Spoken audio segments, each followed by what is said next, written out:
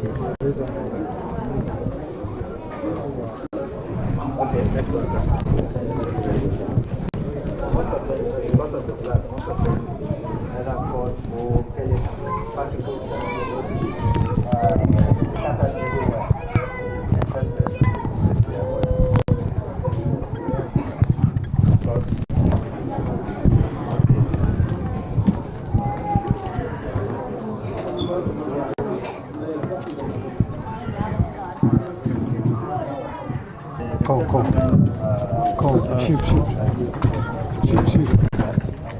Go. Thank you. You have my number. Why is Bangla?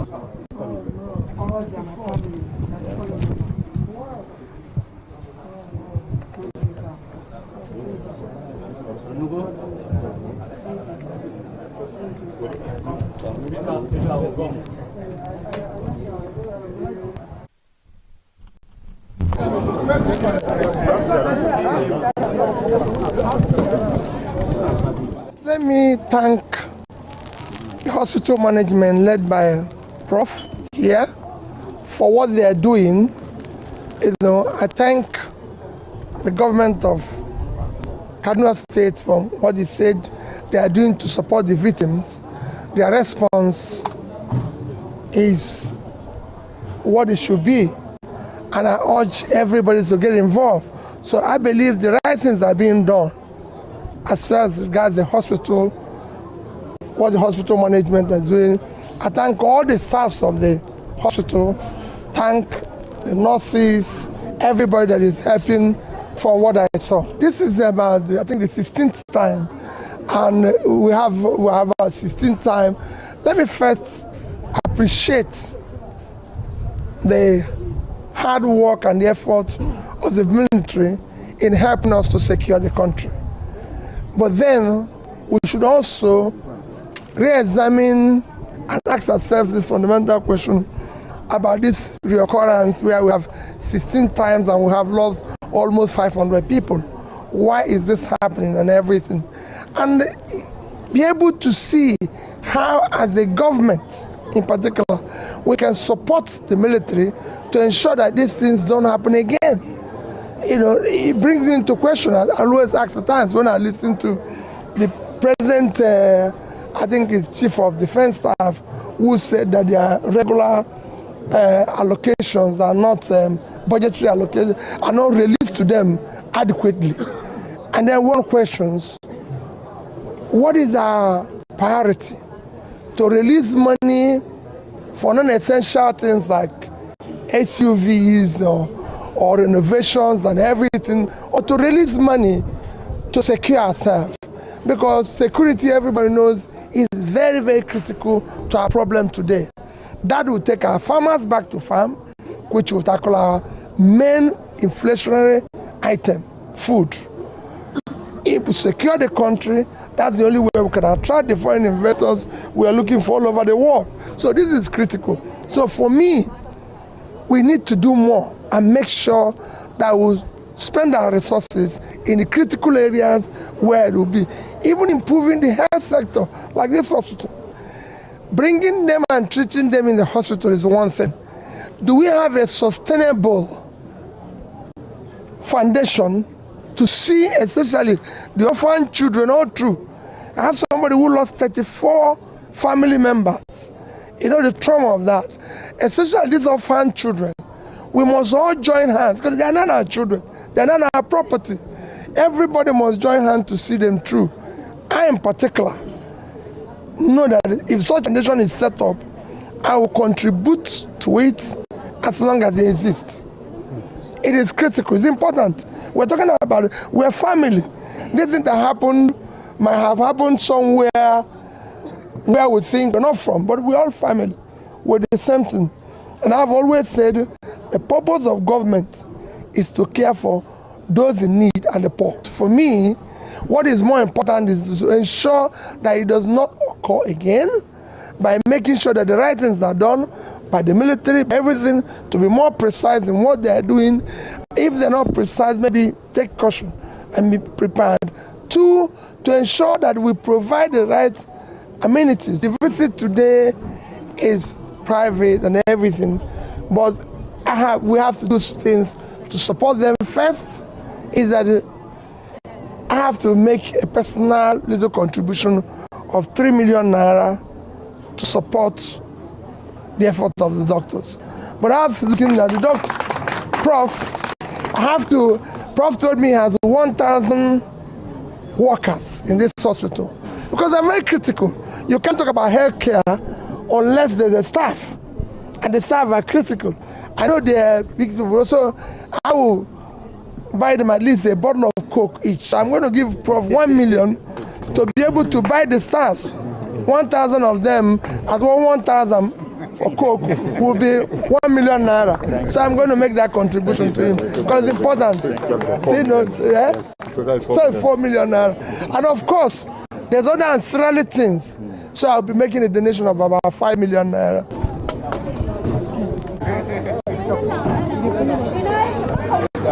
Moisa.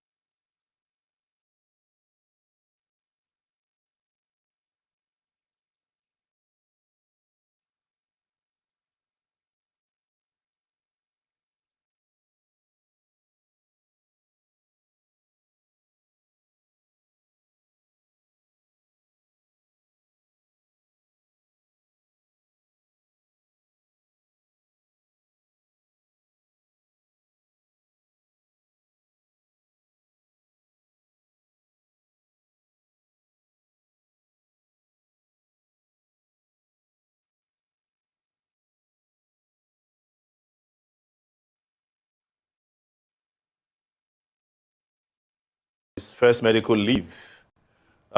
Even though letters were transmitted to the state that he had returned back about 4 months ago, he never stepped foot on Ondo State. That is to say, it is reasonable to say that he has abdicated his role as the governor of the state a long time ago. And governance is not a joke. You just can't wake up one day and say that, well, I don't want to go to work, I'm a ghost worker, and I'm on leave, and you never went back to office, and then you go back on another leave.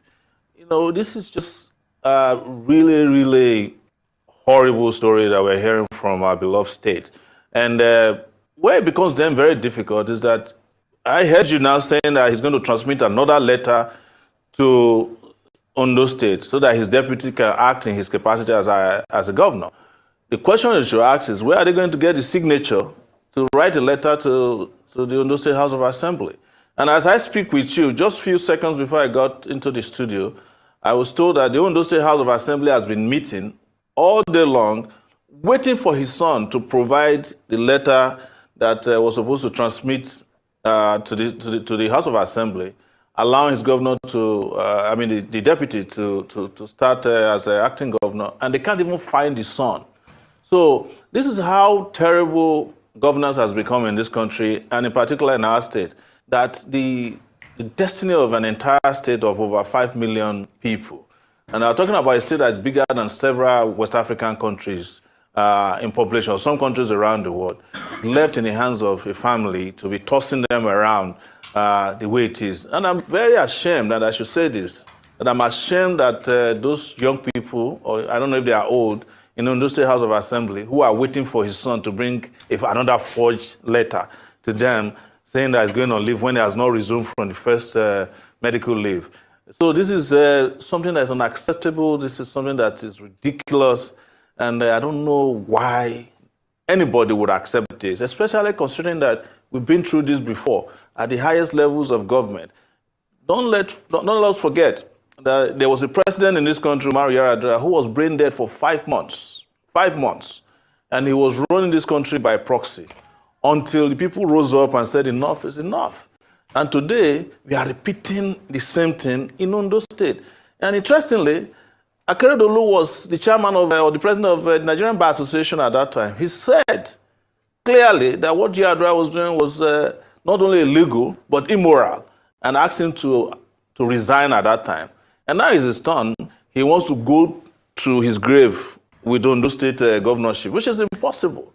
So I don't know why anybody will accept this. And Ondo State, for that matter, you know, this is the same Ondo State that people always brag about, that they don't accept nonsense.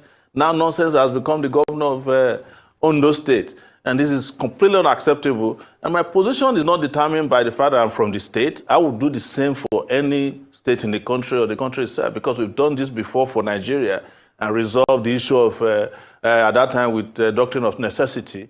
And eventually the vice president became the acting president, and eventually the president of the country. So I just want to make that very clear, that this is unacceptable, and it should not be acceptable to anybody. And I'm pointing my fingers at those people in Ondo State House of Assembly, that they're a disgrace to the states and Nigeria and lawmaking.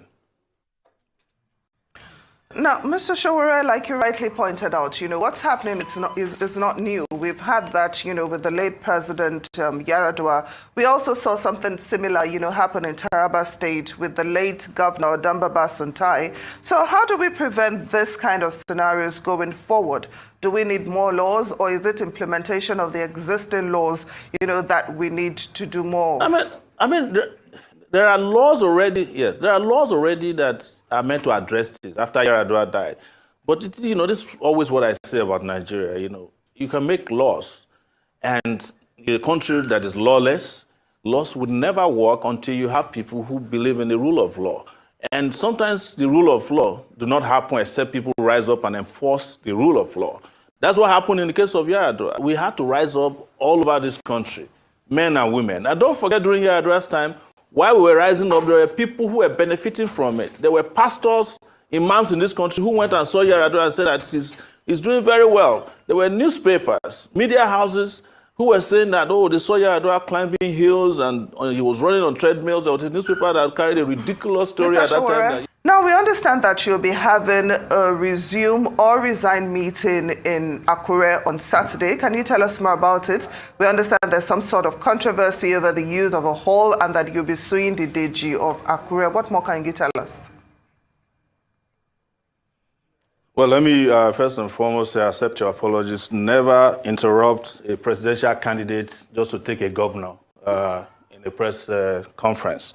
We're all equal before the constitution of whatever the constitution of this country is. So, but regarding Ondo, we are going on Saturday to have a town hall meeting to discuss the situation of the state. The situation of the state is not just about the governor alone. It is about the abandonment of governance in the state. I must tell you that for the last 13 years, the southern part of Ondo State has not had a flicker of electricity, 13 years. And that's something that's important to us. They are increasing school fees in the state, just across the country. And we now have in our hands a situation in which the Ondo State governor has abandoned his duties.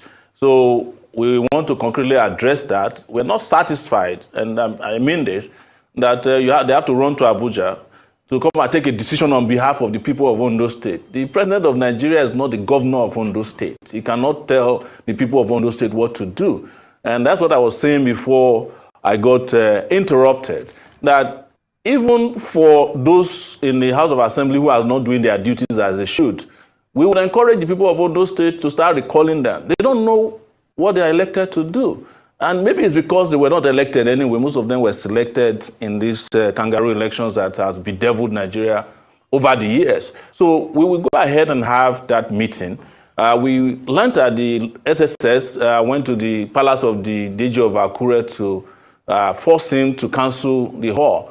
And they wrote a very demeaning letter yesterday to me saying that I deceived them with the use of the hall. I've never deceived anybody. I paid with from my own personal account a day before a deposit of 100,000. So nobody can claim that they don't know my name in Nigeria. And I called them. I spoke with the guy who signed the press release, one Michael, that I want to speak with the KBC himself to see if he can attend our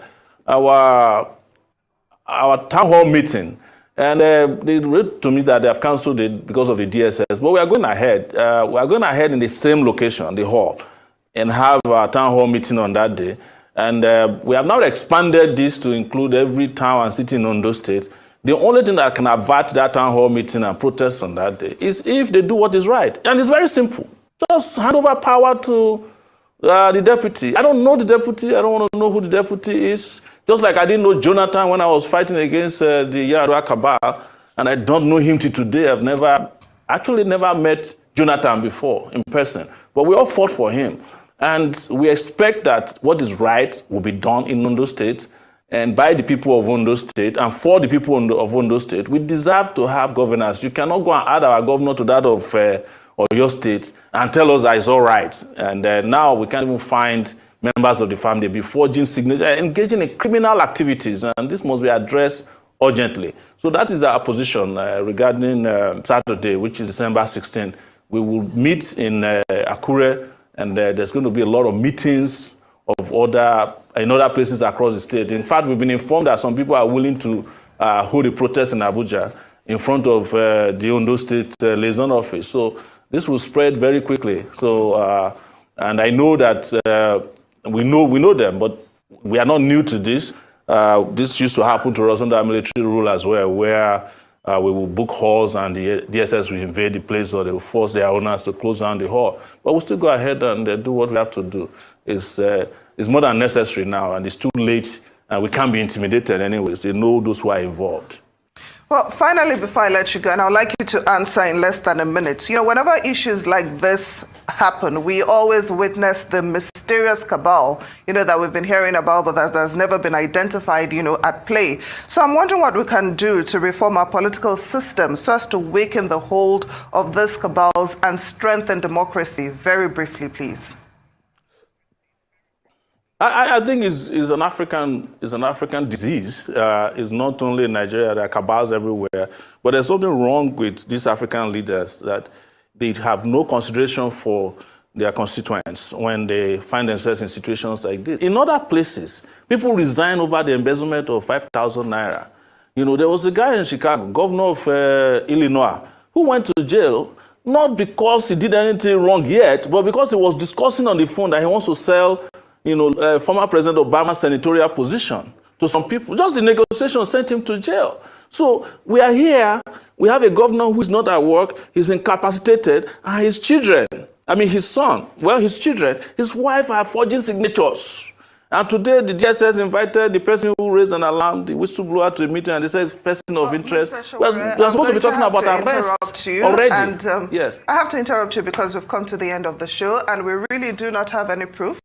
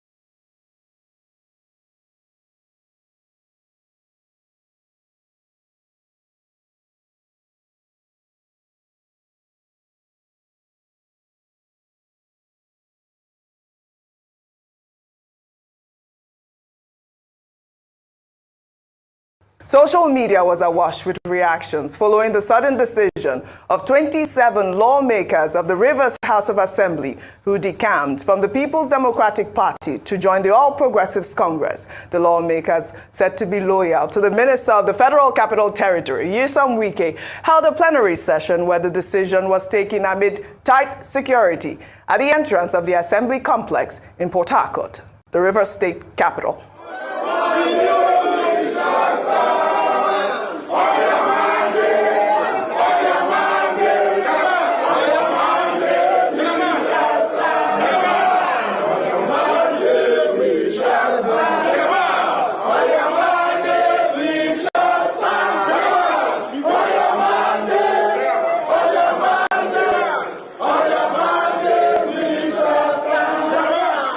Well, I told you this is Wike's new song. I told you it was On Your Monday, Bola, and now Jagabano. That video that we played last week showed us that Wike is in charge of the new song, while the defection of the lawmakers, according to reports, is said to be connected to the rift between the governor of Rivers State, Fubara, and Wike over control of the political structure in the state, while users on social media reacting to the lawmakers' defection pulled up an old video where Wike condemned defectors in political parties. Everybody will have to be careful. You give somebody an umbrella, the next day he defects.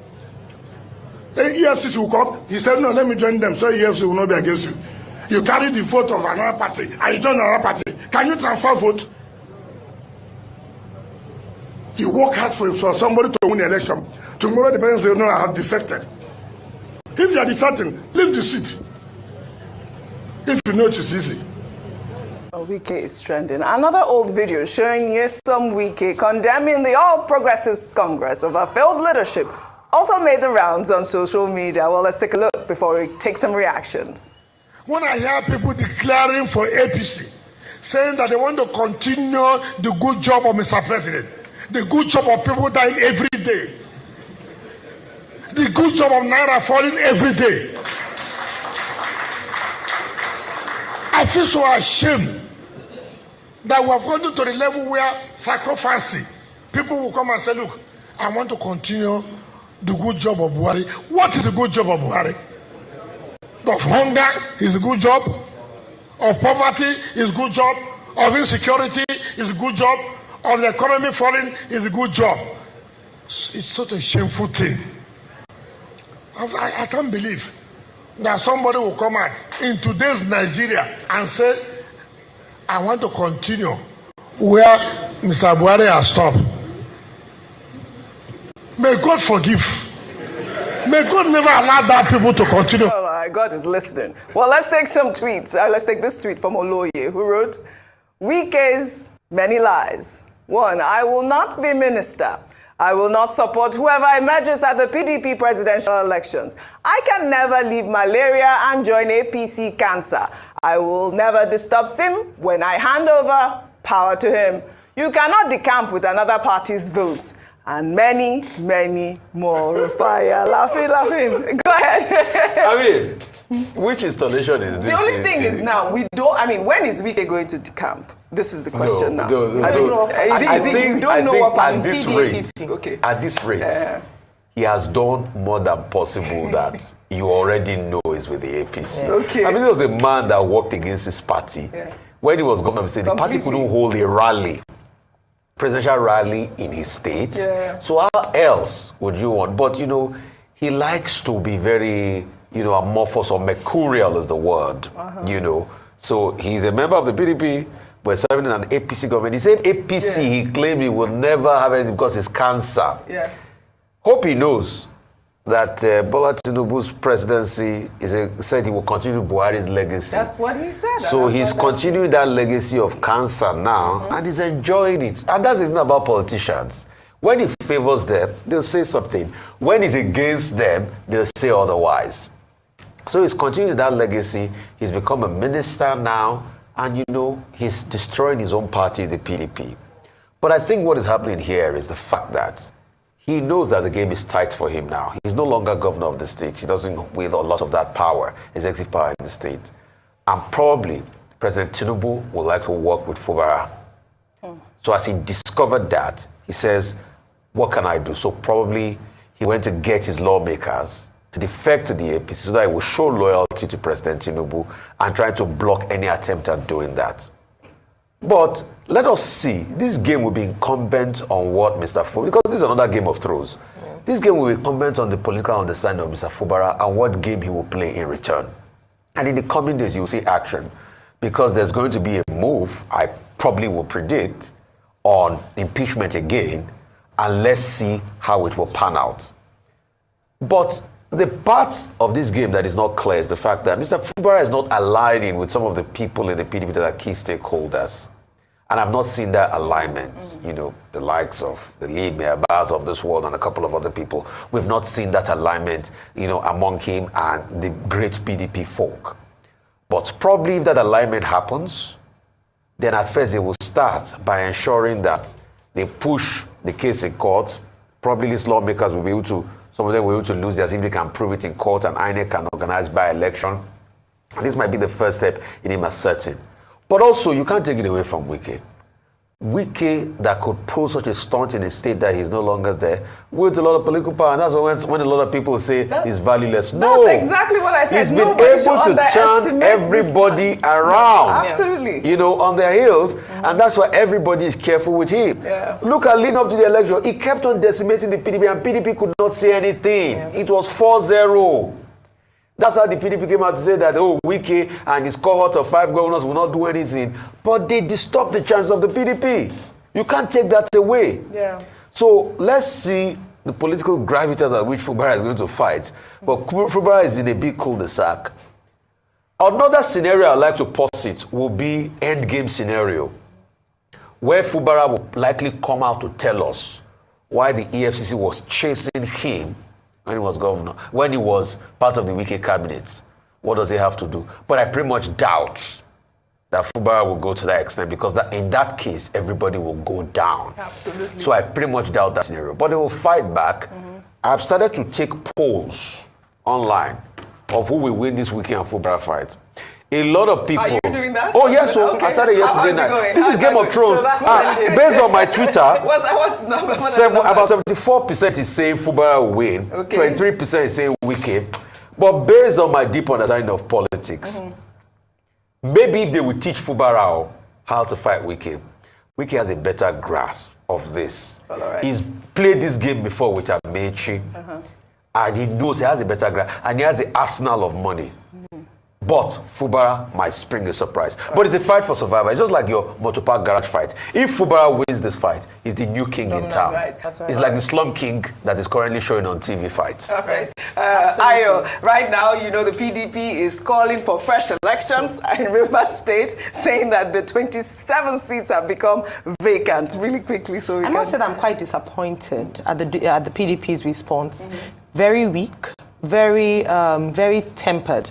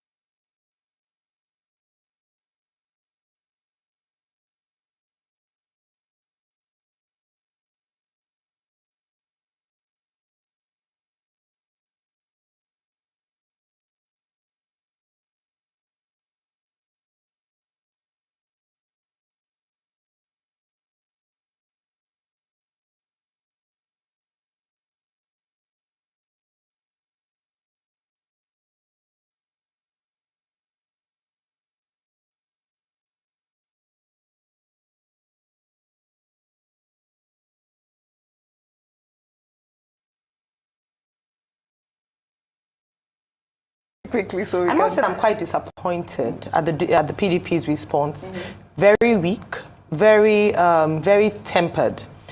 what we had mentioned, I believe that this is even beyond the Wike Fubara fight. I think it's Wike presenting an open challenge to the PDP, which he has consistently done since the G5, creation of G5, and his direct opposition of his own party. Now he's in Abuja, and he is flaunting his alliance with President Tinubu and, of course, the APC. And so the response from Mr. Debo Ologunagba, one of the spokespersons of the PDP, is quite interesting. Why? So the big question, what has Mr. Nyesom Wike got on PDP that has made them cower? In fact, what I believe this action has done is to expose the weakness of the PDP. And so it begs the question as to, are they still the main opposition party? Has that power shifted from them to other parties like the Labour Party, NNPP, and the likes? And then what is going on in PDP? Is it still standing as a party? So I believe that these actions, with the PDP's response that's almost next to just accepting, former Governor Wike's atrocity, in their own anti-party activities again and again. And the more he does it, the worse it becomes. 27 lawmakers in one day. It's not just an affront to PDP in River State. It's an affront to PDP as a whole across Nigeria. Now, the lawyers earlier on explained the position of them, saying that it was vacant. Section 109, subsection 1G. We've quoted that a number of times of the 1999 Constitution about the fact that if you defect from a party, you vacate that seat. But there's a clause which Rufai had brought out, which is that if the party is said to be divisive, or there's division in the party, then they might have a case to answer. So let's see how that will play out in court. The saga continues. Oh, yeah, well, all right, we'll take another story.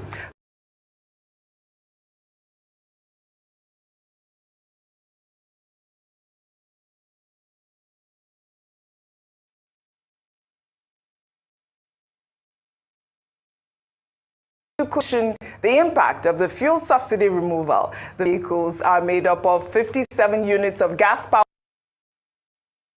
electric-powered taxi cabs. Tinubu thanked the governor for his proactiveness, stating that his administration will take advantage of his foresight at the sub-national level to start an assembly plan in order to bring economic prosperity. Amazing. I always praise Babagana Zulum. I mean, he's doing so well. Yes. And when they do well, we praise them. Yes. Well, despite the recent setback of the bombing incident in Kaduna State, the Nigerian military has remained relentless in its quest to hunt and eliminate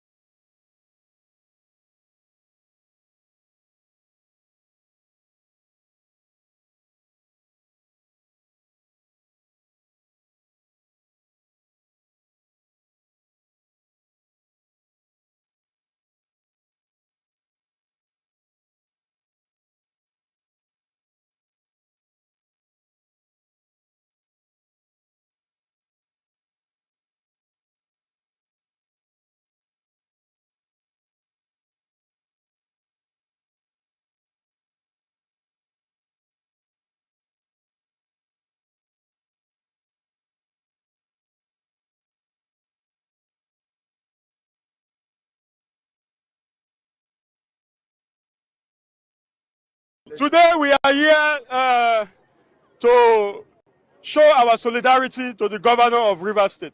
Yes. My name is Dr. Legbosin Yamabana. I'm the President General of Ogoni Youth Federation. Together with me is the chairman of the Ijaw Youth Council, Eastern Zone. Together with leadership from the 7 local government areas that makes up River Southeast Senatorial District. That is the senatorial district of the governor. And we are here in solidarity in our numbers to jointly say that we are standing by the governor. Yes, so jointly say that the mandate that has been freely given to the governor cannot be usurped. To jointly say that we are not just coming here for the coming sake, but we are here to ensure that no detractor distracts the governor from implementing his promises to Rivers people. The simple promise agenda of the governor must be allowed to be implemented. Yes. We are also here in one accord to say that if there is no SIM, there will be no Rivers State. Yes, in these next 4 years. Yes. We are here to say no to any unholy and unscrupulous plan to unlawfully impeach the governor. Yes. We say that cannot work. Of course. After this time, we shall go and occupy the Rivers State House of Assembly. Yes. We are also here to send a message. To all the members of Assembly that has defected from the People's Democratic Party. We are telling them that in line with Section 109 of the Nigerian Constitution, their seats are vacant. Yes. And we are hereby calling on the Right Honorable Speaker, Right Honorable Edinoye, to immediately declare those seats vacant. We are also calling on the acting party chairman in Rivers State, acting PDP party chairman, to immediately rescue himself by declaring those seats also vacant. Yes. Because we, the Rivers youths, we are peaceful and we are following the Constitution of the Federal Republic.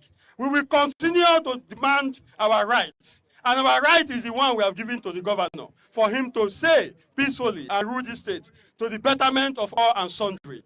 And we are here in one accord. Thank you very much, and God bless you. Let me put record straight today. 35 or 37 members of House of Assembly can never be bigger than the geography, can never be bigger than Rivers people. In 2020, in 2015, 2019, we paid with our life to protect the interests of the former governor of Rivers State. We know what happened in Rivers State, how we stood firm to support the former governor. My name is Samuel Tonyekpoko, the chairman of IYC in Rivers State. We have supported all of our brothers to produce Rivers State, to produce governor of Rivers State. We expect in return that they to support the jobs in Rivers State. Similarly, Fubara has excess integrity to govern Rivers State. He has been tested and trusted. He is not a questionable character. Some few persons cannot sit in their covenant and decide the fate of Rivers people. This is the first election youth came together irrespective of political party to give massive votes to this particular governor of Rivers State. It breaks our hearts that because of petty sentiment, some few persons want to decide the fate of Rivers people. We say no. We say no to illegal impeachment. No to illegal intimidation. No to barbaric impeachment. The impeachment is null and void from today. For as of the party member that defected another party, we have the law to checkmate them. Let the law take its full course. We want to appeal to the conscience of the former governor of Rivers State. We are not waging war on anybody. These are the same youth that stood by him, that protected his vote with their body, their lives, and everything. We are appealing to him to shift his sword. Because the wrath of the youth is if this matter is not being resolved, the youth will occupy Rivers State. We control these states. We have taken our life, we have taken our destiny to our hand to say we don't want SIM to be disturbed in Rivers State. So that tomorrow, SIM will not come and give us excuse. He just took over power. Let SIM not give us excuse. SIM should be allowed to govern Rivers State for 8 years. It is unnegotiable. Yes, 8 years is sacrosanct. Yes. Constitutionally, after 8 years, there's a tradition in Rivers State that after 8 years, you take a bow and go. The former governor served for 8 years, no inch. He has taken a bow and leave. Let SIM govern for 8 years and take a bow and leave. We are here to tell the governor too that the same people we are mentioning, the same people we are hearing and they became powerful when they were in Brick House. Honorable Siminalayi Fubara, the governor of Rivers State, was strongly behind you. You are the governor of Rivers State. No man can play God on this earth. Power belongs to God. No matter can play God. It is seasonal. It is SIM turn to govern Rivers State. Let SIM govern Rivers State and give us dividends of democracy. So that SIM, for all the promises he made to us, so that he will have that privilege to give us those promises. The youth are saying, No SIM. No network. No SIM. No Rivers State. Every assembly member that are defected under party, we move a motion that your seats should be declared vacant. Not be so we talk. Not be so we talk. Thank you very much. Own house. On behalf of the Governor of Rivers State, Sir Simlai Fubara, GSSRS, I want to honestly plead that you should not be angry by his absence here today. He would have loved nothing other than to come here and address you in person. But unfortunately, due to other exigencies, other commitment he is not readily available here to address you. I can assure you there's nothing he would have loved than to come here today and to share this wonderful moment with you, your presence, your solidarity, your support with him. Please, that is not here should not be seen for any reason.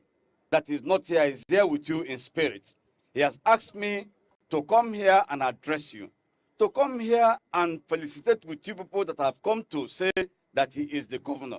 He wants to hear to say clearly that the support that the youth has continued to give to him, he will not take for granted. You have been with him all along, and up till now, you are still with him. He has asked me to ask you that you should continue in that stride. Your commitment to his administration, your support to him should not be wavering. His administration is dedicated to ensuring that the development of Rivers State is carried on from the level we have now into another level. So whatever it is that relates to the interests of the youth, anything that relates to the interests of the youth also touches him. He will not take the interests of the youth for granted. He will not take the interests of Rivers State for granted. The development of Rivers State is paramount in his agenda. For whatever is happening now, by the special grace of God and by your collective support, peace will be restored. Peace will be restored, and his leadership will come to pass, and his leadership will deliver the dividends of democracy. All the requests you have made here, all your petitions here, be rest assured, once he's available, I will table those petitions to him. He will look at them, and probably I will also enjoin him. I'm sure by the time he is available, he will call few of your leaders here into a private meeting where you will discuss with him. I want to thank all of you, especially a peaceful disposition. This morning you've been here, you came in company of security agencies, meaning that your movement this morning was legally organized. You came here legally this morning, there was no disturbance. We want to enjoy you that as you've come, also go back home peaceful. When he comes back and when he's available, he will definitely liaise with some of your leaders and see you and continue this discussion. I want to thank you and pray that God will bless each and every one of us as we go back home. Thank you and God bless all of you.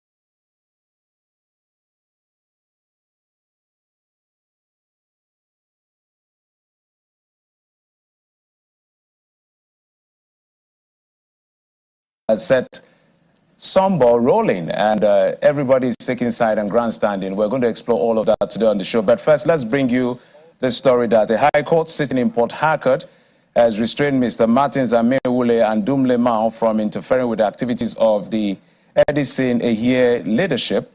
The ex parte order, which was issued by Justice Monima Danagogo in Port Harcourt, the River State capital, warned against the use of thugs and police officers to forcefully gain access into the premises of the House of Assembly. The judge further restrained the defendants and their agents from disrupting and interfering with the exercise of their duties.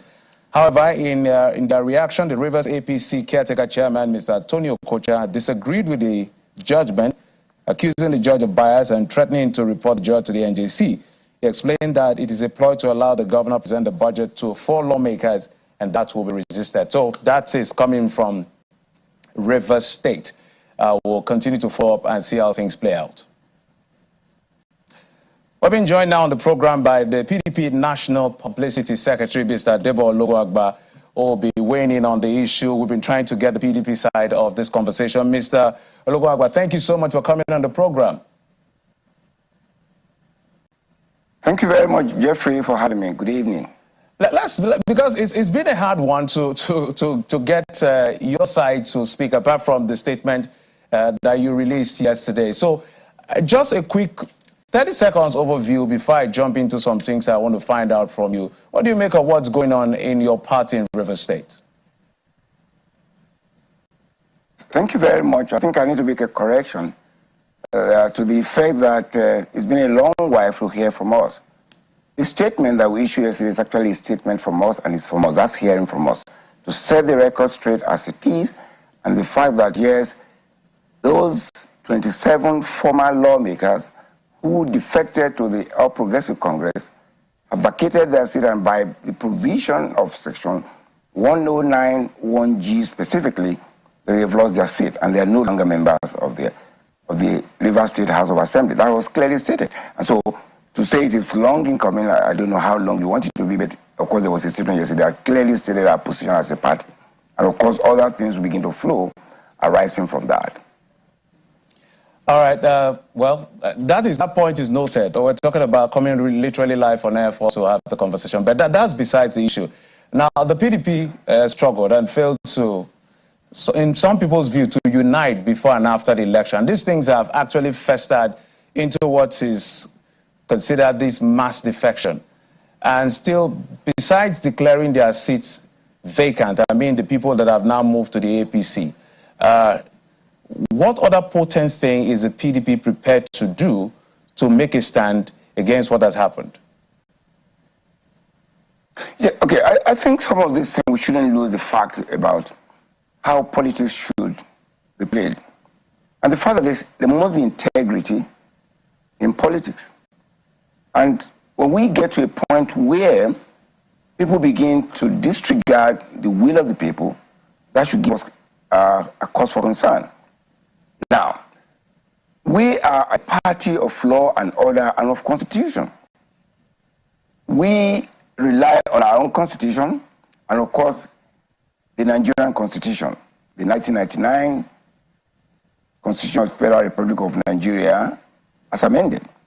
Now, Section 1091G stated clearly that in the event that a member of a House of Assembly defects to another party, he automatically loses his seat.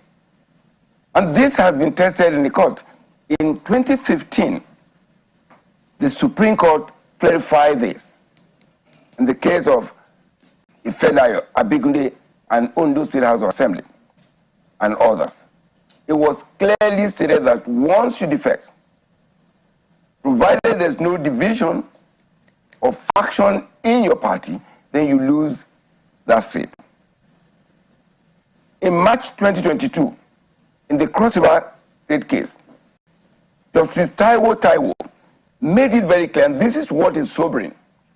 He says in one of the statements in the judgment that he hopes that one day it will be the issue that as soon as you leave the platform that you sought election, Because under our laws, there are no independent candidates. You can only be a member of a House of Assembly or other elected position in the legislature when you are sponsored by a political party. PDP sponsored the former lawmakers in Rivers State, 27 of them, and haven't left that. Mr. Logo, if I may button, so that we can pack in as much as possible. The premise of their defection, they said it time and again. We listened to the Martins Amewulu faction saying, look, there is a disagreement over who the national secretary of your party is. They accused the governor of abuse of power, intimidation. They reeled out all kinds of, a couple of accusations as a reason for the division in the party, because there's a proviso, even in section 1091G, beneath that says that if there's a division in the party, that could be a premise to leave the party.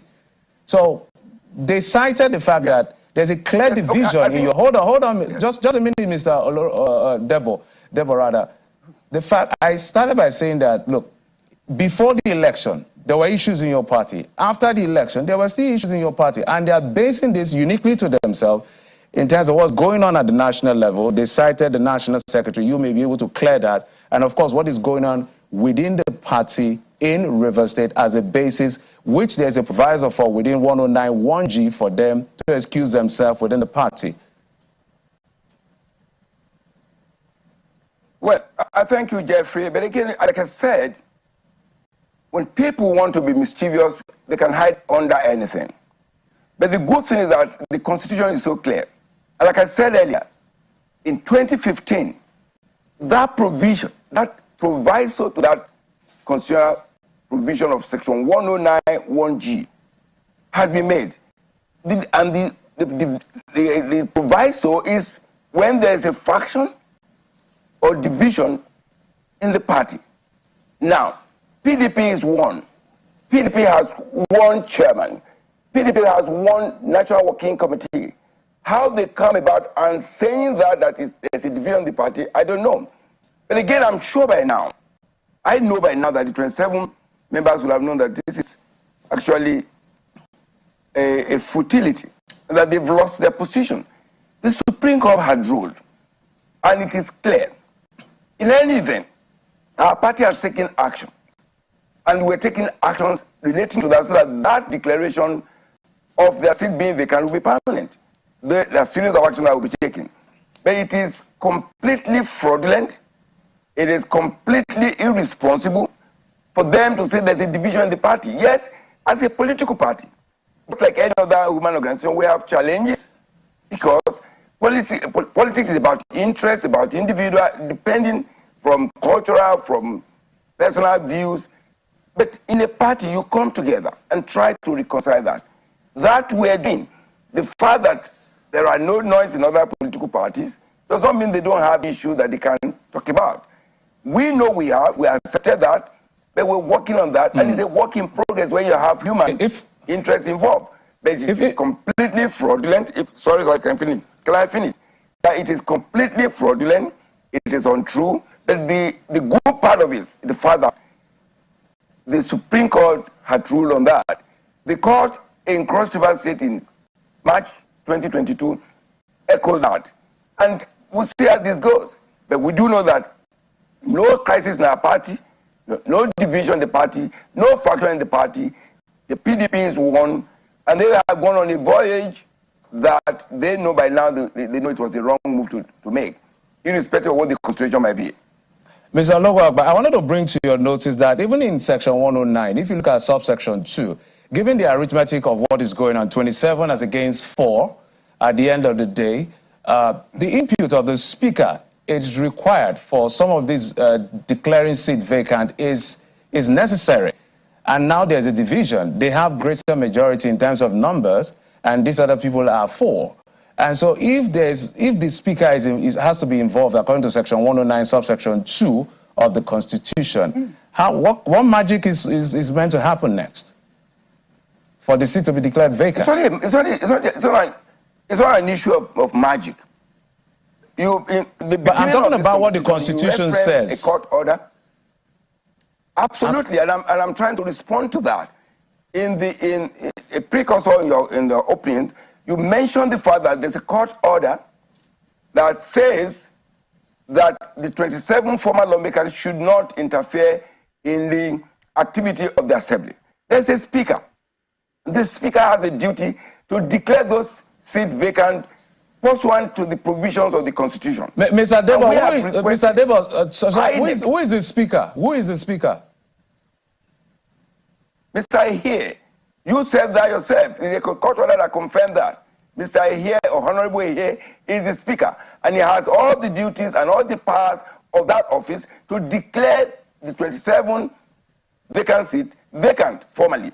And we are asking, and we actually asked INEC to conduct elections to fill those vacancies. In any event, when you talk about presenting budget, in that same constitution, there are provisions for the governor to continue to execute within, if the budget is already within a period, he has a window to continue to carry on and manage the economy of the state in line with the previous year budget. So there's no problem here. All the speaker needs to do right now is to go ahead, declare those seats vacant, continue the work of the state, and then but let me close this up. Look, I think just 10 seconds, just 10 seconds, please. Is that each time, yes, thank you. What is important here is that the sadness about people in position where people that if they voted for them, in their view, is unimportant. And I think that should be a food for thought as we develop in this democracy. Thank you so much, Mr. Debo. That's a very good place to learn, Mr. Debo Ologwamba, the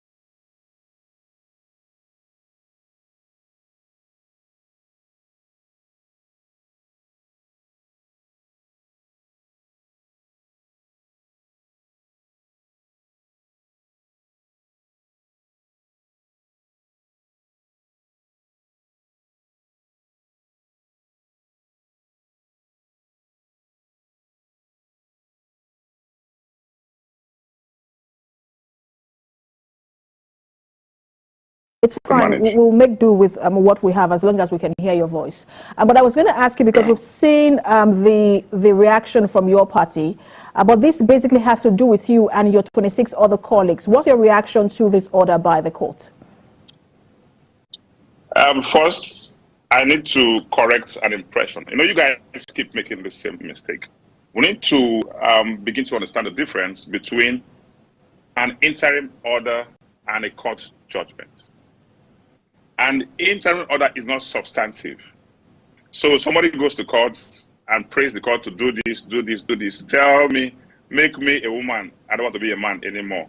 Or make my friend a woman. And the court says, look, we need to hear both sides first before we take a decision. But for now, I will honor 1, 2, 3 of what you've asked for. That doesn't make you a man, or that doesn't make you a woman. So anybody saying anybody has been, because you guys, I don't, sometimes when you guys report stuff, I don't understand.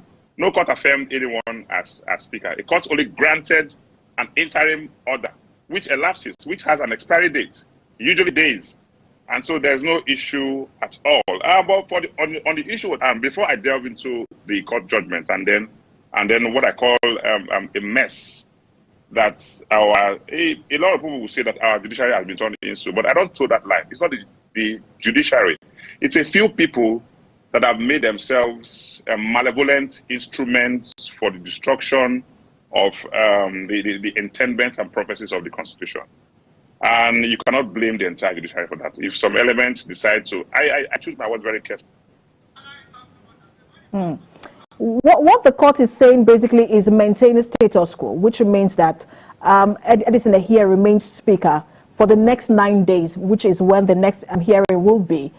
Are you and your group going to comply with this order and suspend all activities pending the next hearing? Yeah. Now listen, what is the end game? Before I go into the issue, what is the end game? The end game is that the governor of Rivers State wants to present his budget to 4 suspended members of the Rivers State House of Assembly. That's the end game, and let's even begin from there. And now he's been enabled by this very, very embarrassing court order. What are the issues? There was an ex parte order that expired on the 30th of October. The same parties went to another court of corresponding jurisdiction, of coordinate jurisdiction, 2 equal courts. The same parties, the same material facts, the same prayers were denied by that court. And then eventually, both parties met in court and argued the matter. They argued the matter and then the court adjourned. That means the substantive matter has been heard. Having had the order expiring, now you've heard the substantive matter. The matter has been adjourned, so the matter is on. Now you jump to another court of coordinate jurisdiction, the same parties, the same prayers, the same material facts, and a judge that usually I used to respect, learned, well-read. So if it was a quiet judge, I'll say, okay, maybe that one doesn't know the law. A very respected judge of the courts, a Nigerian judge, a Rivers judge who knows the situation at hand, who has been watching the news, who knows that 27 members on the House of Assembly are on one side and 4 members are on the other side. Who knows that just yesterday, 27 members defected from the People's Democratic Party to the APC, and then we have just 4 members left. Entertained their request, granted an order. Look, I'm not a lawyer, but I know that before a judge gives a judgment, there's something called, I think, the subjective rule or so, which says that the judge considers... I just want to abort him because you haven't answered the question I asked earlier. If you are going to comply with this particular ruling and suspend all legislative business for the next 9 days. It's not a ruling. It's not a ruling. It's an interim order. We are law-abiding people. Every time I speak to you, I tell you that whatever we do in the Tenth Assembly, we work within the confines of the dictates and prescriptions and the prophecies of the Constitution of the Federal Government of Nigeria as altered. And so if a judge has said so, the court has spoken, no matter how right or no matter how wrong. The court has spoken, the court has spoken. We're not rascals. We will listen. Our lawyers are working to vacate that order. It's not an issue. We are exploring our options. Section 153, subsection 1 of the 1999 Constitution as altered has given us the option that we would have needed. The section that sets up the NJC and gives the executive the power to appoint and exercise disciplinary control over judicial officers. We have that option.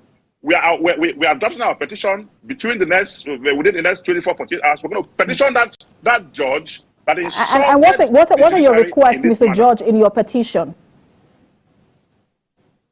You like breaking news a lot, so wait for this breaking news. That judge must be penalized as prescribed by the Constitution in section 153, subsection 1, that establishes the National Judicial Council. We will do our part. We're not calling with anybody. In fact, I'm excited because I want to see that glorious day that the governor will present his budget to a 4-member suspended assembly members that all of Nigerians should know today that are 4. There was this argument before. Is it not? Today we know that they are just 4. I want to see that day. In fact, my Mr. Speaker, Matt Amewule called me this evening, and he was laughing and laughing. I said, you are laughing at a very important issue. He said that what options does he have? He has never seen this kind of thing in his life. And before I knew it, I started laughing too. So it is an insult on the collective sensibilities of Nigerians, an insult on the judiciary. People should stop blaming judiciary for everything. No, there are corrupt elements in the judiciary that are giving them the bad name, and it is time that we begin to question the character of such people. They must begin to face the justice.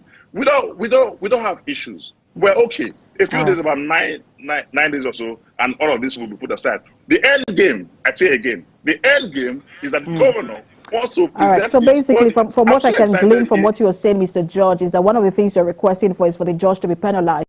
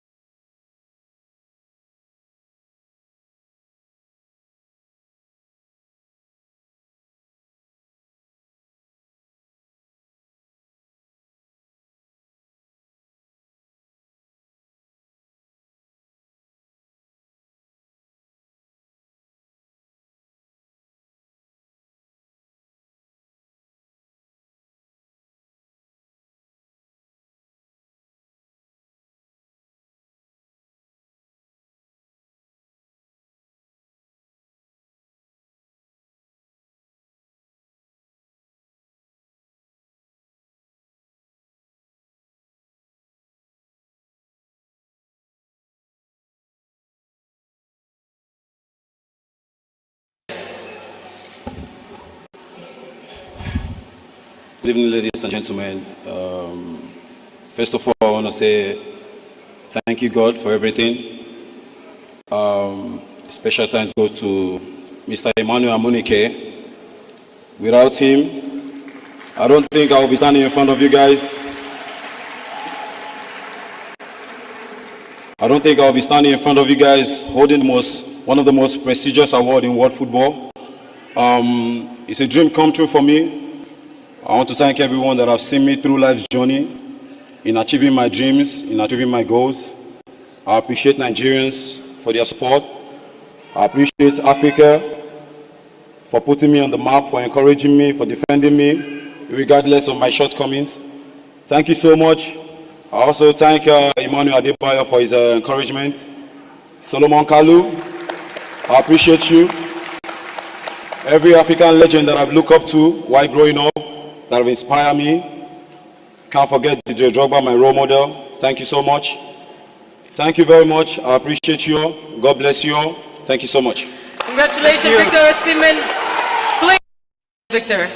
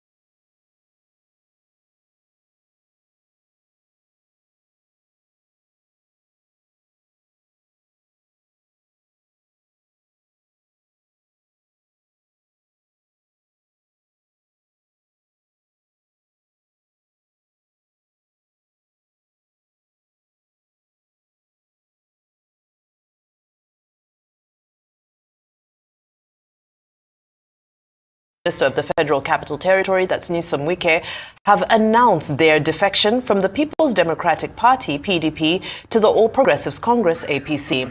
Now, the lawmakers loyal to Wike, the immediate past governor of River State, announced their defection on the floor of the House during a sitting on Monday. Our rights correspondent Andy Omanu is standing by to give us an update on the political crisis in the state. Good afternoon, Andy. A very warm welcome to Newsday.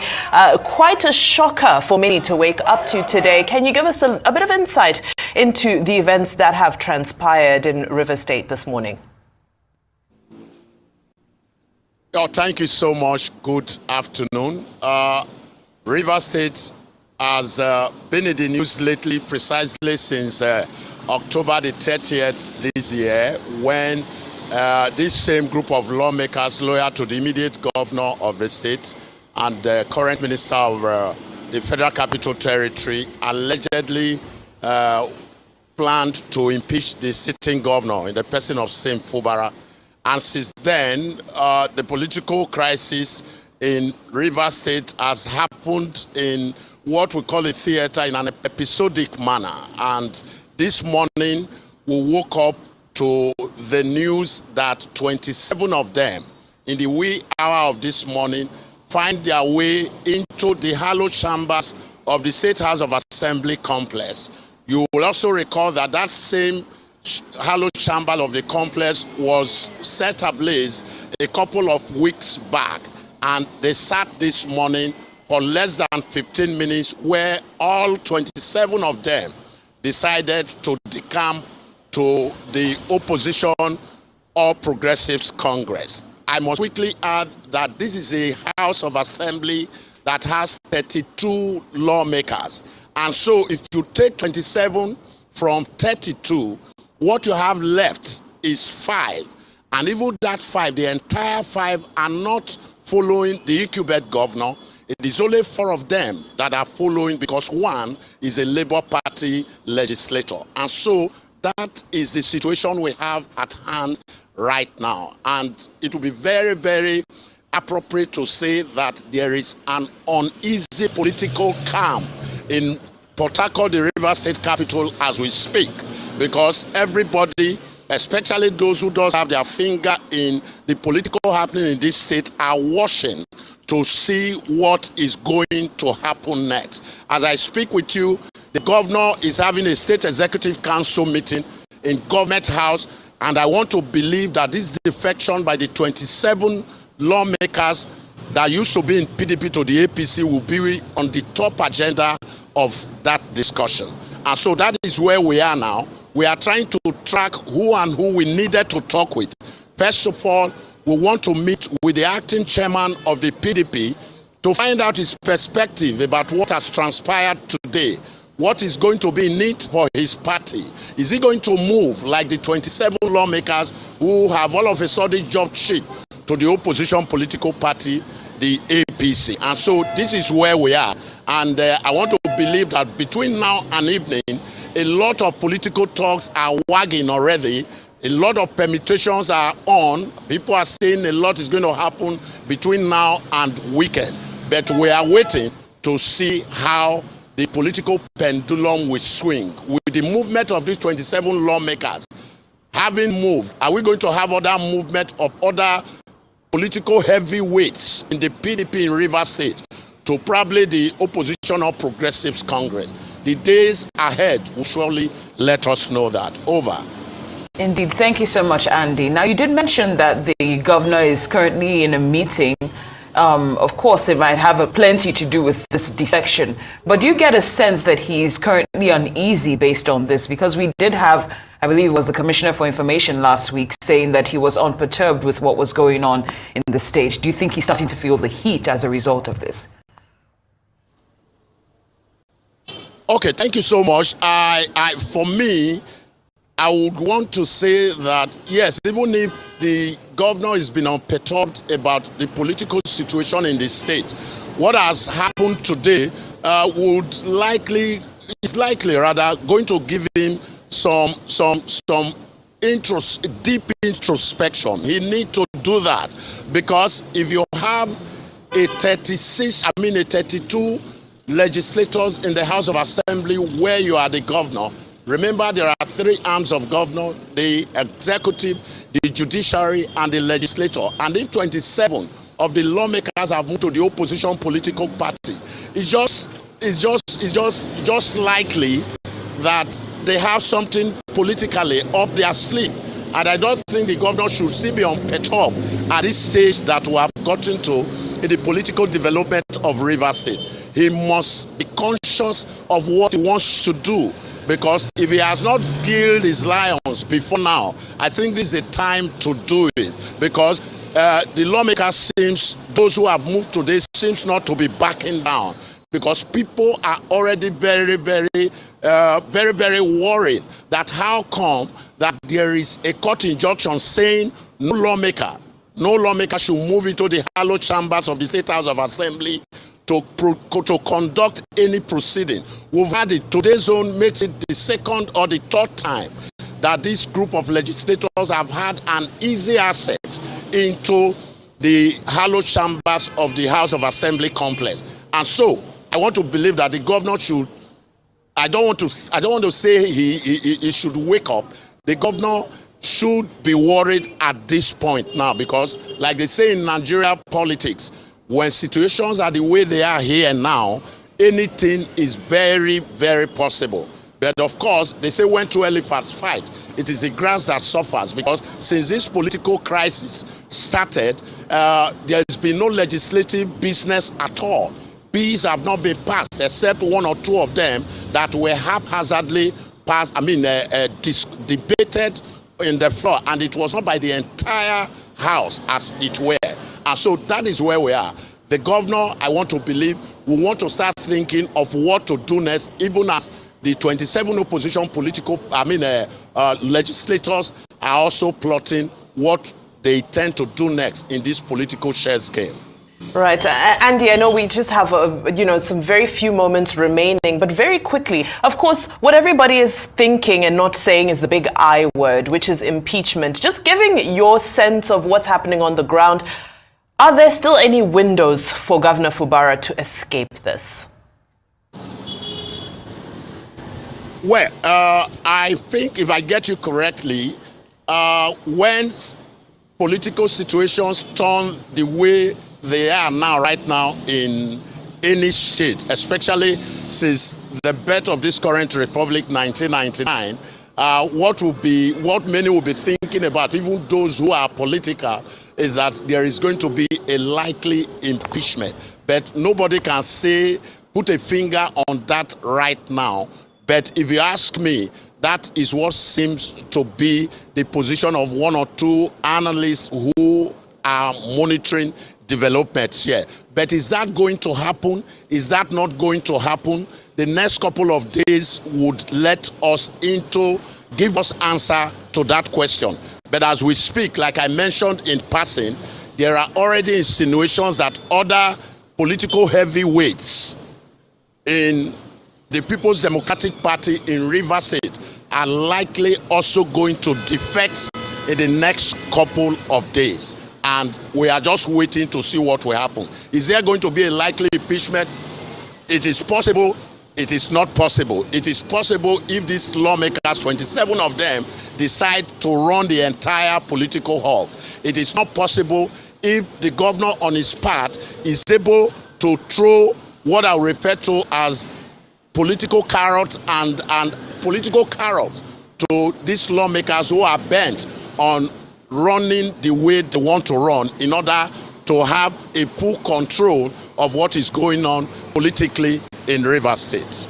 All right, correspondent Andy Emmanuel live from Rivers State capital, Port Harcourt. Thank you so much for your update and analysis. We appreciate your time here on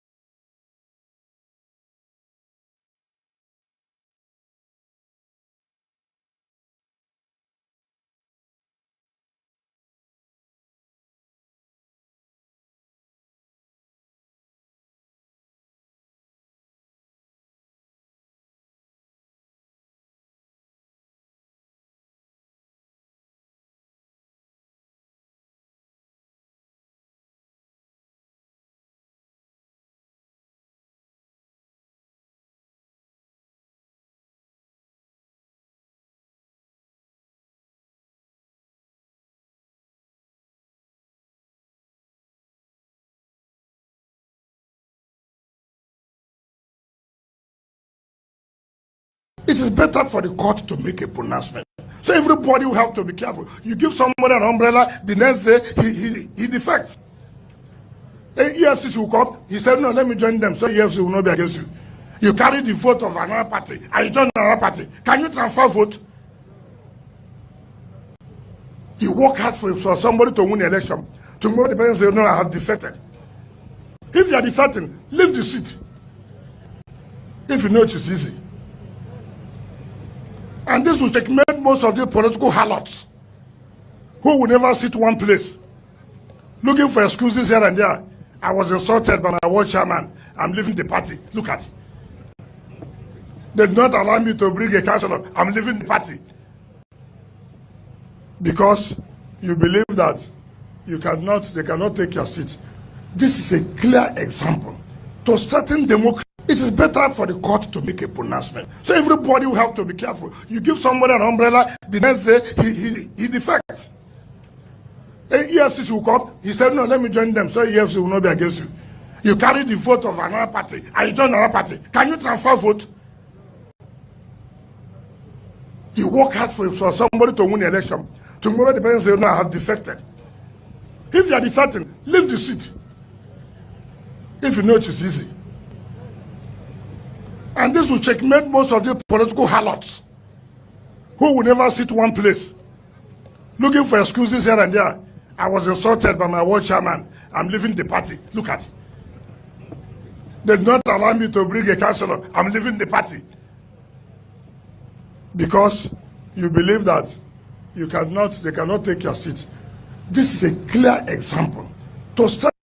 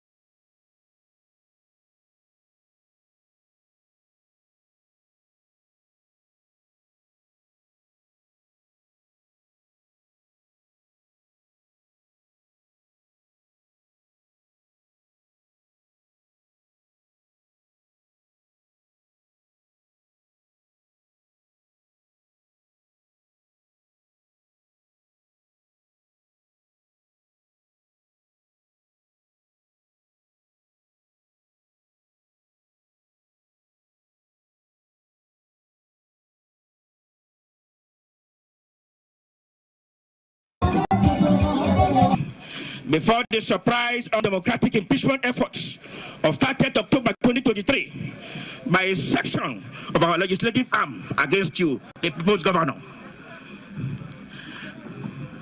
This undemocratic act is and was highly resisted and condemned by the Rivers electorate, and we are in absolute solidarity with you.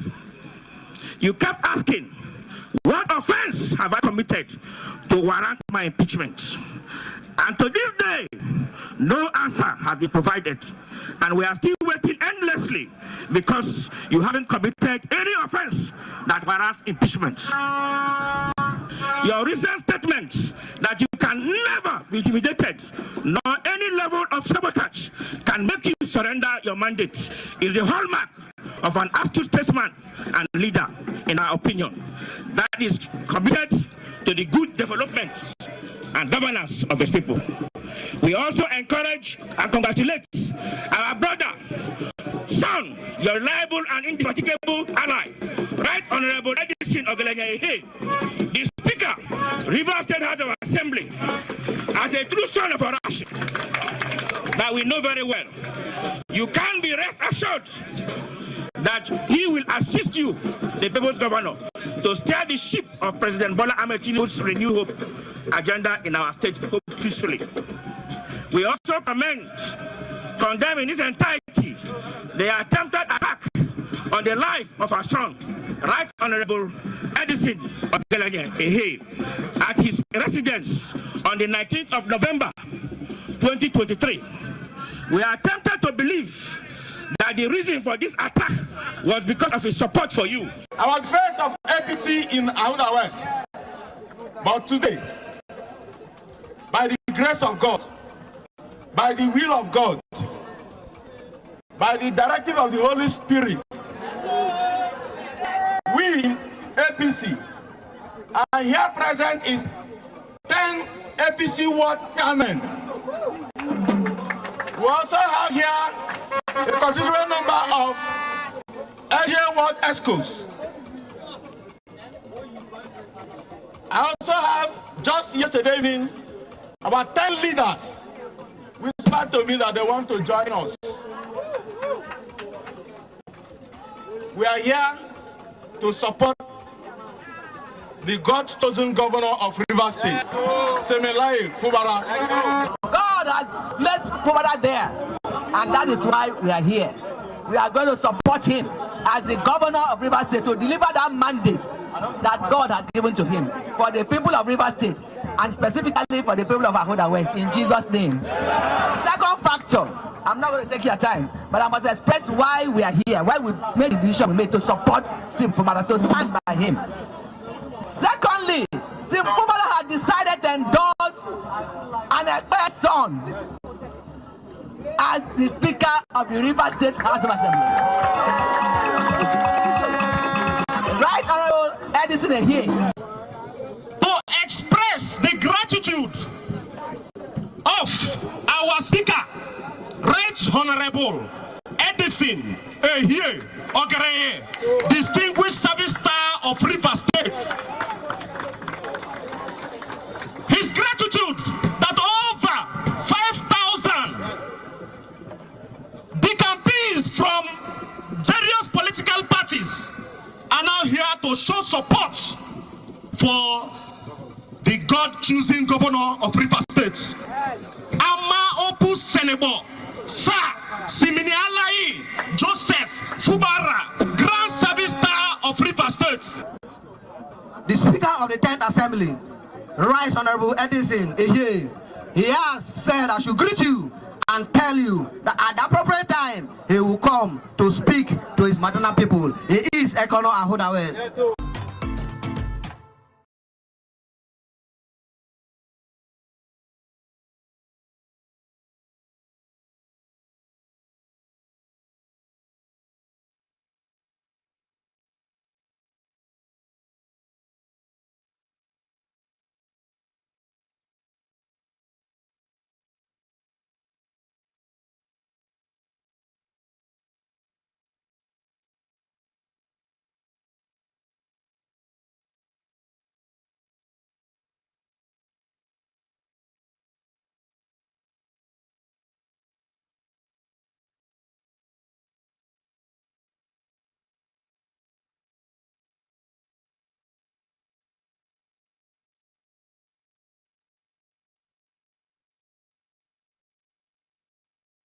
All right, so let me start by asking, how did you receive today's defection of 27 out of the 32 lawmakers in the River State House of Assembly, dumping the PDP for the APC?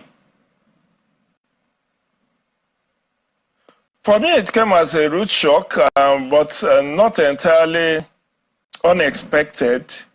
Why it was shocking was because I thought with the president's intervention some weeks back, the two warring factions will have sheathed their sword and allow peace to reign. But as one of the earlier commentators said on ground in Port Harcourt, the fact that APC last week or thereabouts dissolved its River State State Working Committee was a prelude to what we saw today, in which case they knew, they had it in the offing that these lawmakers were going to come.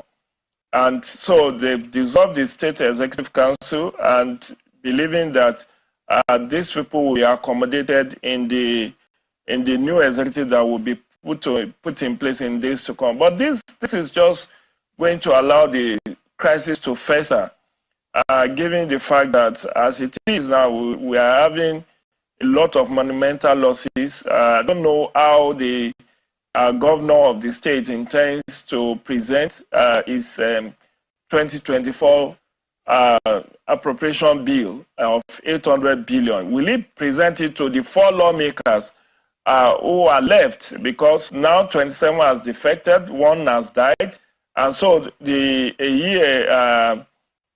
faction has only 4 lawmakers with them. So will it be proper, and can you say lawmakers, 4 lawmakers can legislate for the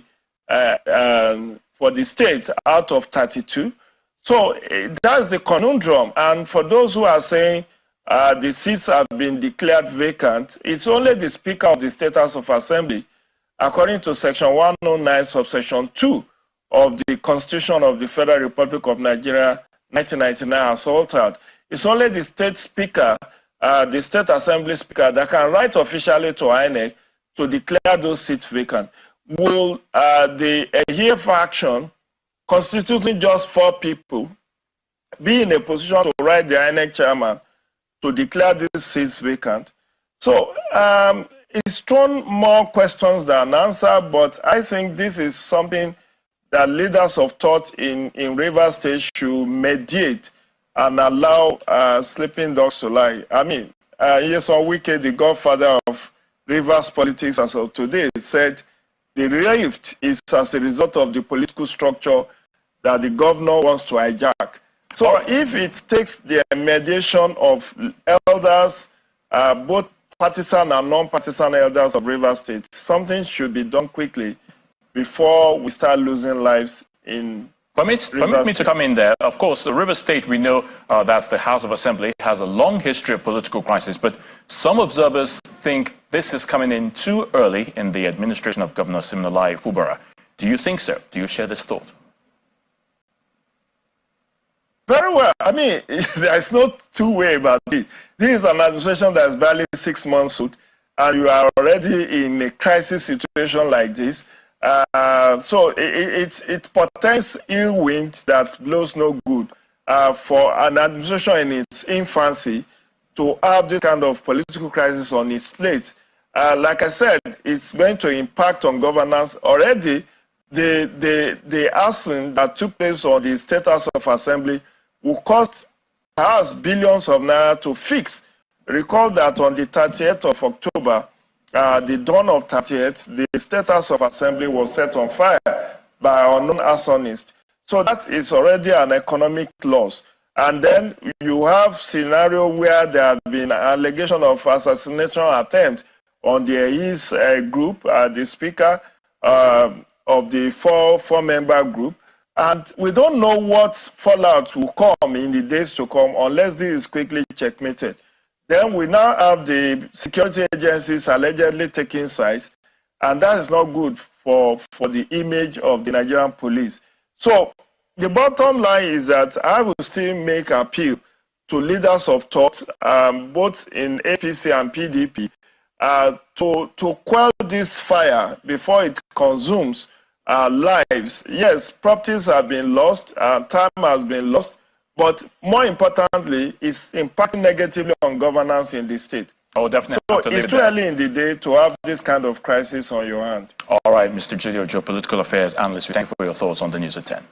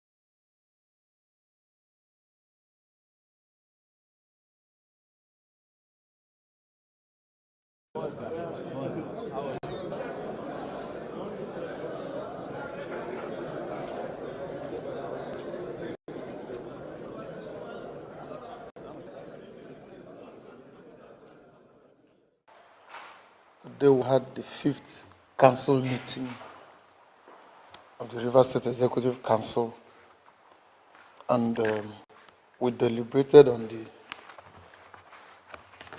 medium-term expenditure framework, which is usually a precursor to discussing the budget. Is an act of the River State House of Assembly, Law number 8 of 2010, that makes provision for preparation.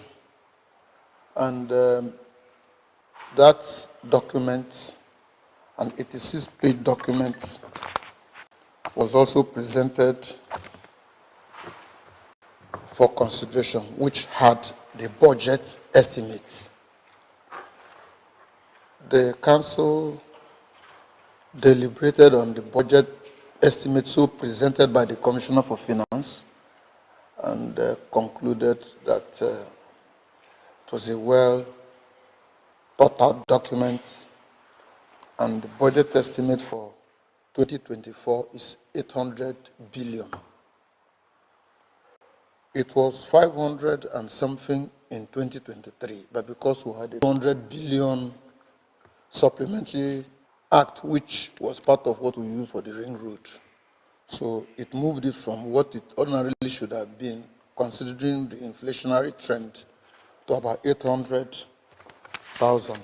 And this budget is tagged budget of renewed hope, consolidation and continuity. It has 412 as capital, and then 361 as recurrent, with a 21 billion reserve. These were the major deliberations we had today. And on infrastructure is taking the lead with about 128 billion of the budget, and then followed by education, health and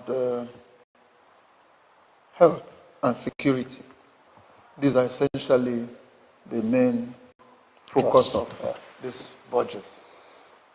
We have, by the time it gets to the State House of Assembly, the public will be made to see and understand all the projections and the fundamentals.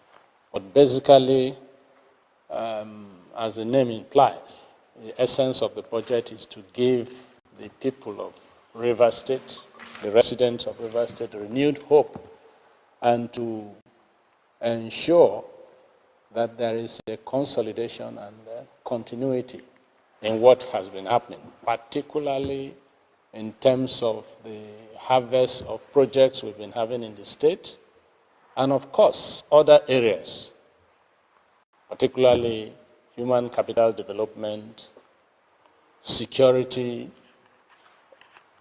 investment drive in the state, and so on and so forth, ease of doing business, etc. So basically, that is the little addition I feel I should make to what he has said. Thank you.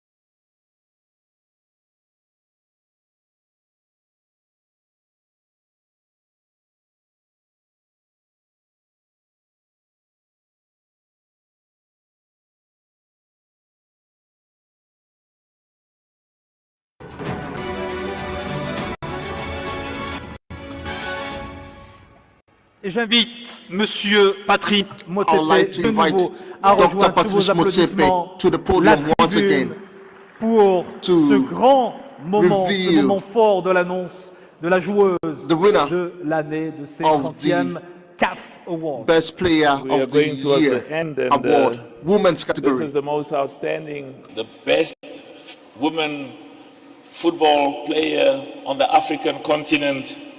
She's from the beautiful, beautiful country. You know, I can't see anyone. Asisat Oshuala. Asisat Oshuala, Best Woman Player of the Year from Nigeria. Congratulations once again. Yes, can we please give her a big round of applause as she's coming up on stage to receive her trophy. She's dressed in her country's colors, the green and white. Congratulations. Asisat Oshuala, joueuse africaine de Asisat l'année, Oshuala, qui reçoit son Women's trophée des Player mains de of the Monsieur Year, le Président. who just received the trophy from President Patrice Motsepe. Good evening, everyone. I'm sorry, I'm nervous. This night, I would love to use this opportunity to thank everyone who's been part of my journey, from grassroots football to national level to club side. Because without you, my coaches, my teammates, there will be no me. Football is a team sport. It's a team game. And I will urge all the federations in Africa to please come together. Let's work together and build our continent. Let's make it the best in the world. It is very, very possible. It happened the last World Cup, the Men's World Cup. We saw what happened. We shocked the world. And the last World Cup, all the national team from Africa that represented Africa in Australia, we made history. And I believe before the next World Cup, we can get better. We can do better. And we can win it for sure. Because at the end of the day, if we don't support ourselves, nobody will come down to Africa. Nobody will come to this continent to support us. We have to work together as a team because football is a team sport. Let's start at home and go to the world and conquer it. Thank you very much, and God bless everyone.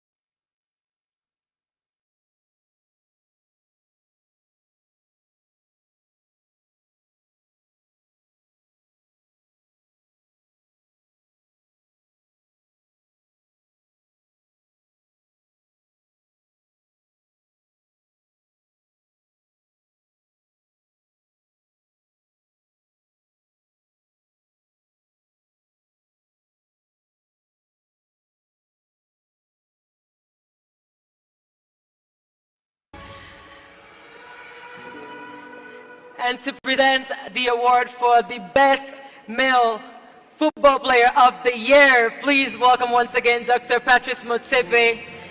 He has tonight the destiny of these three brilliant young men in his hands. I think we should start by clapping hands for all three. They are the best. They make us proud. They are the best from the continent. Each of them is a winner. And